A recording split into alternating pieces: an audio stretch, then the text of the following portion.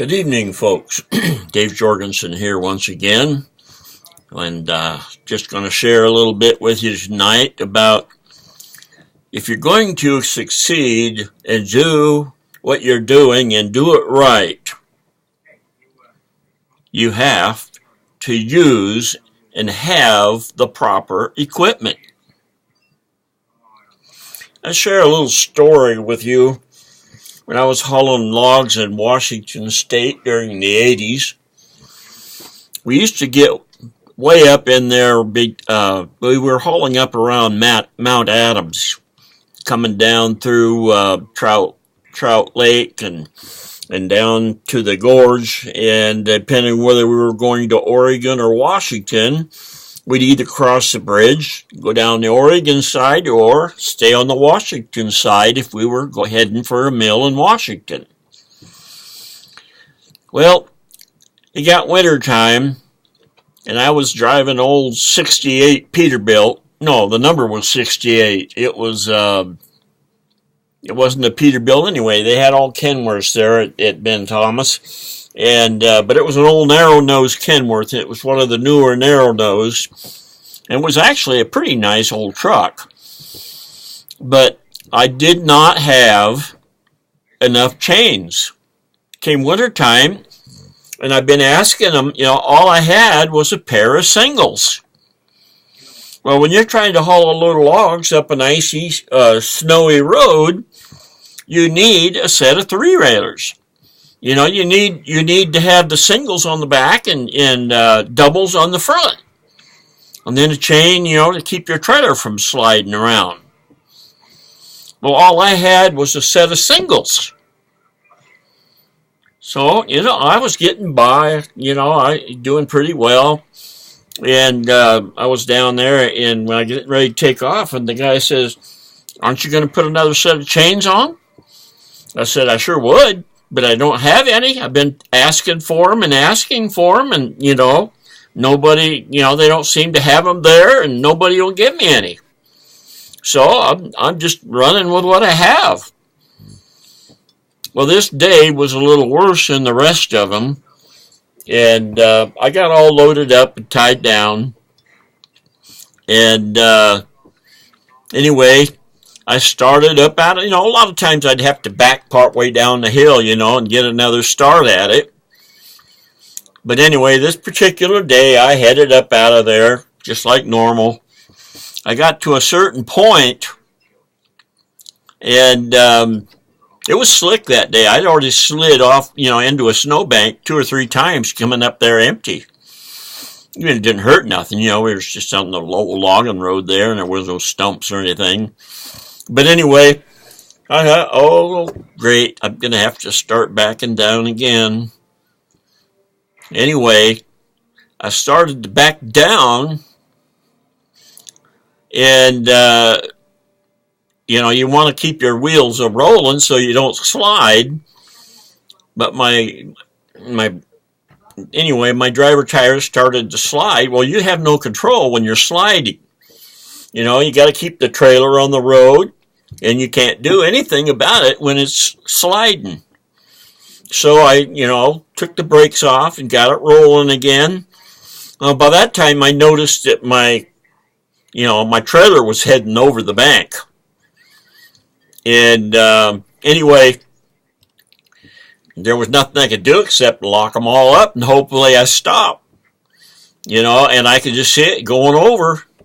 I just hollered out, and I wasn't worried about my life because it would have rolled maybe 2, maybe 3 times, and the load is ahead of me, so the load's not going to crush me. I figured I'd get banged up and get bunched and bang up the truck, and I wasn't too happy about that. But as far as myself, when I said, "Lord save me," I wasn't thinking about my life or anything. I just didn't want to wreck the truck. And it was just like somebody put a hand up there.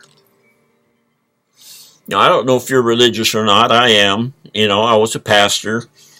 And I felt like the angel put his hand behind that truck.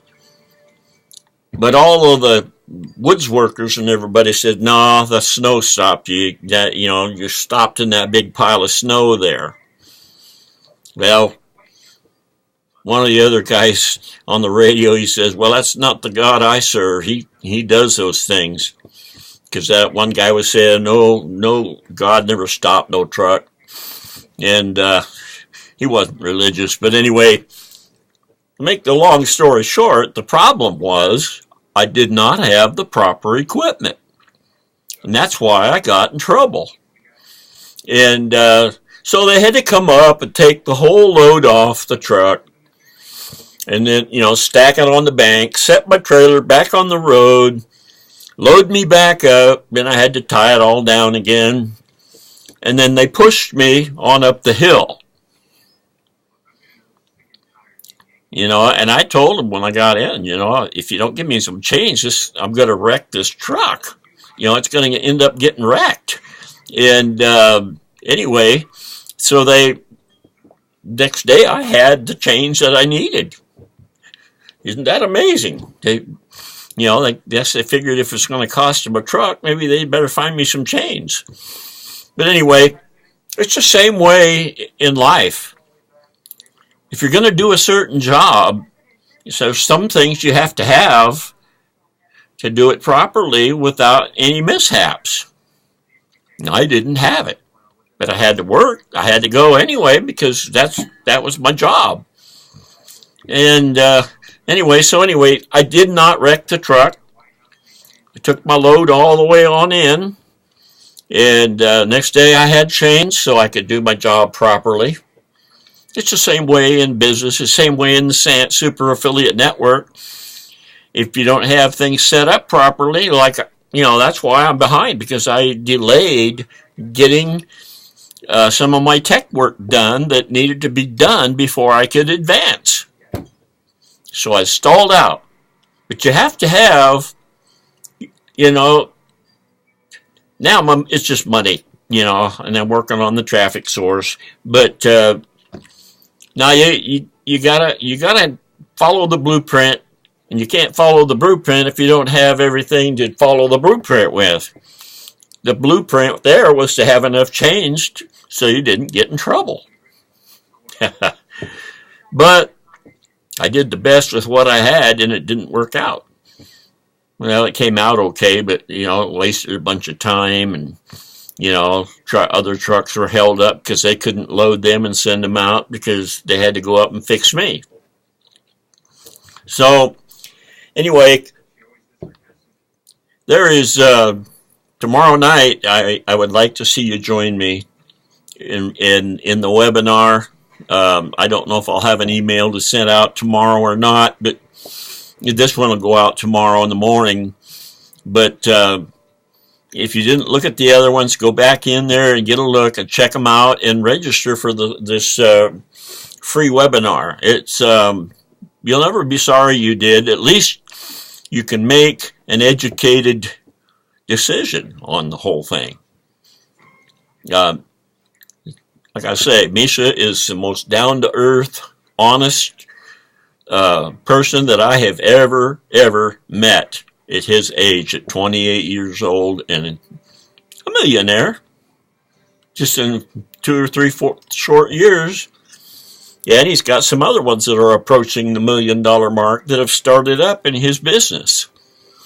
I told you about one the other day that's doing pretty well. I don't know exactly what they make, but that one week they made $7,546 or something like that dollars. That's 1 week. But anyway, check the link, click the link below, and we'll catch you tomorrow. Bye.